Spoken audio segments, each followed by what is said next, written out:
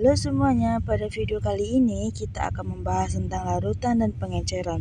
Dua konsep dasar dalam kimia yang sangat penting untuk dipahami. Pertama, apa itu larutan? Larutan adalah campuran homogen yang terdiri dari dua komponen utama, yaitu pelarut dan zat telarut. Pelarut adalah zat yang melarutkan, biasanya air.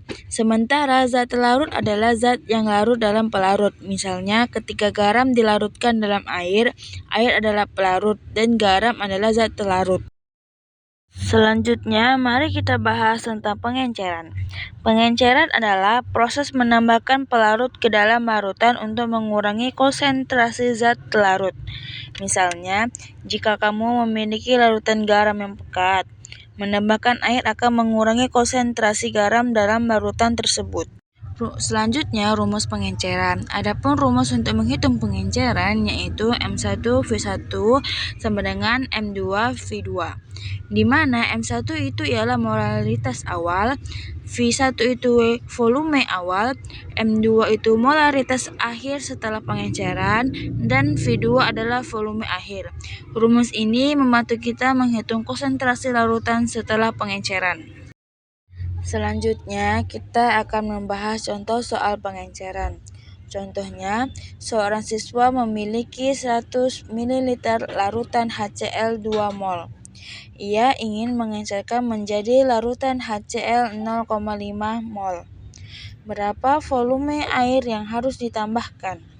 Penyelesaiannya, kita gunakan rumus pengenceran M1V1 sama dengan M2V2. Di mana M1 itu molaritas awal yaitu 2 mol, V1 itu volume awal yaitu 100 ml, sedangkan M2 itu molaritas akhir yaitu 0,5 mol, dan V2 itu ialah volume akhir yang akan kita cari. Maka hasil akhirnya ialah 2 mol dikali 100 ml sama dengan 0,5 mol dikali V2. Karena yang akan kita cari itu V2, berarti V2 dikali 2 mol dikali 100 ml per 0,5 mol. Yang hasil akhirnya V2 sama dengan 400 ml. Jadi, volume akhir larutan adalah 400 ml.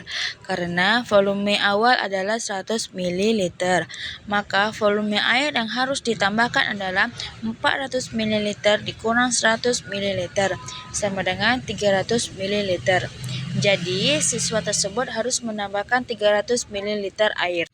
Selanjutnya, pengenceran itu sering kita temui dalam kehidupan sehari-hari. Contohnya, ketika kita mencampur sirup dengan air atau mencampurkan larutan disinfektan. Proses pengenceran ini membantu kita mengatur kekuatan dan konsentrasi larutan. Nah, itulah penjelasan singkat tentang larutan dan pengenceran. Dengan memahami konsep ini, kamu bisa lebih mudah menghitung konsentrasi larutan dan menggunakannya dalam berbagai eksperimen atau kebutuhan sehari-hari. Terima kasih telah menonton. Sampai jumpa di video berikutnya.